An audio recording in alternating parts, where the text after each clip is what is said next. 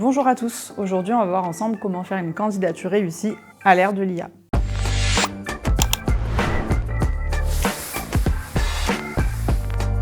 Si j'utilise l'IA pour ma candidature, elle va passer à la trappe.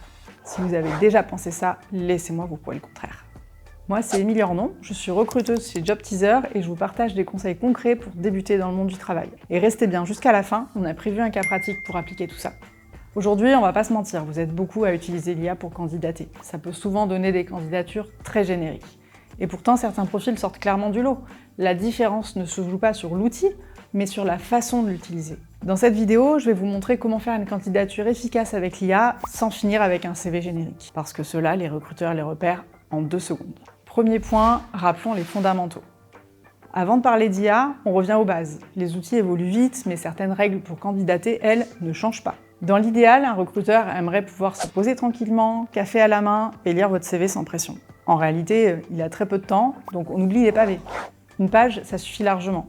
Et c'est plutôt une bonne chose, ça vous oblige à faire des choix et à garder uniquement l'essentiel. En un coup d'œil, on doit comprendre ce que vous cherchez, le poste, le type de contrat, la durée et quand vous êtes disponible.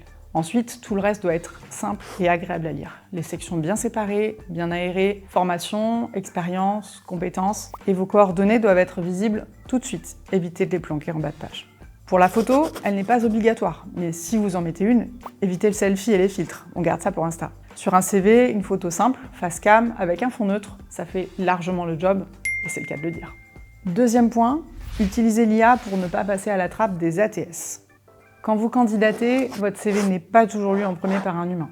Il passe souvent par un logiciel de tri qu'on appelle un ATS. Ces logiciels ne lisent pas les icônes, donc pensez à écrire les noms des outils et logiciels que vous maîtrisez en toutes lettres. Et évitez les logos. Même logique pour les langues. Les petites étoiles, c'est sympa visuellement, mais pas lisible par un ATS. Indiquez plutôt votre niveau. A1, B2, C1, c'est beaucoup plus clair pour tout le monde. C'est aussi là que l'IA devient vraiment utile. Vous pouvez utiliser ChatGPT ou des outils spécialisés comme CV Scanner et Mistral AI pour vérifier si votre CV est bien lisible par les ATS, repérer les mots-clés manquants ou simplement corriger l'orthographe. Ça prend quelques minutes et ça peut vraiment faire la différence. Troisièmement, créez un CV qui vous ressemble vraiment. Bon, maintenant qu'on a un CV clair et lisible, c'est le moment de le pimper pour qu'il vous corresponde vraiment. Si vous visez un poste créatif, en communication, en design ou en marketing par exemple, la forme de votre CV peut devenir un vrai atout. Montrez qui vous êtes et ce que vous savez faire avec une mise en page créative, un portfolio bien valorisé, les outils créa que vous maîtrisez. Mais attention, original ne veut pas dire compliqué. Si le recruteur doit chercher l'info, c'est un red flag. A l'inverse, pour un poste technique, scientifique ou data par exemple, la sobriété est votre meilleur allié. Les mots d'ordre sont clarté, structure et efficacité. Des compétences bien rangées, des outils écrits noir sur blanc et une structure ultra lisible. Dans les 2 cas, l'idée n'est pas de réinventer votre parcours, c'est juste de mettre le projecteur au bon endroit. C'est typiquement là que l'IA peut vous être utile. Pour reformuler une expérience, changer l'angle ou appuyer sur ce qui fait sens pour ce poste précis. Et pour que ça fonctionne vraiment, il faut savoir créer un bon prompt. On en reparle en fin de vidéo. Ensuite, n'oubliez pas d'adapter votre CV à chaque offre. Une candidature efficace, ce n'est jamais un copier-coller, mais ce n'est pas non plus refaire son CV de zéro à chaque fois. Le bon équilibre, c'est d'avoir un CV de base solide, puis de l'ajuster selon l'offre. Concrètement, prenez la fiche de poste et repérez les points importants.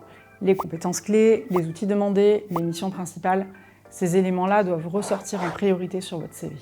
Pour les descriptions de vos expériences, vous n'êtes pas obligé de tout écrire à chaque fois. Selon l'offre, vous pouvez mettre l'accent sur un projet précis, une compétence, un outil que vous avez utilisé plutôt qu'un autre.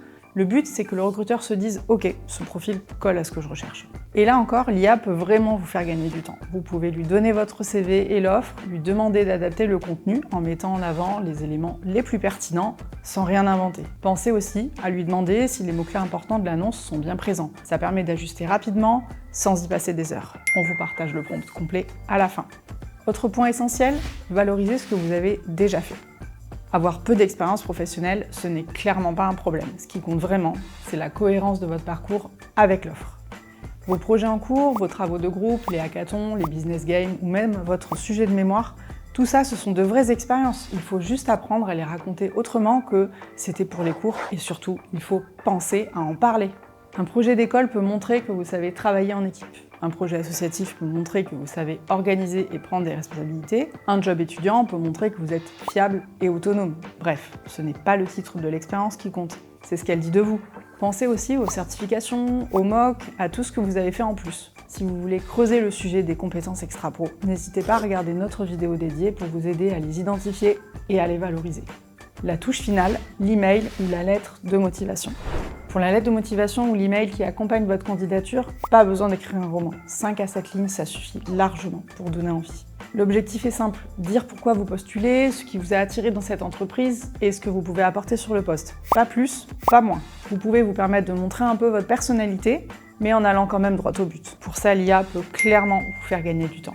Et si vous avez du mal à faire court, un prompt pourra vous aider à couper ce qui est en trop. Mais le fond doit rester le vôtre. Tout ce que vous écrivez doit être vrai, vous devez pouvoir l'assumer en entretien.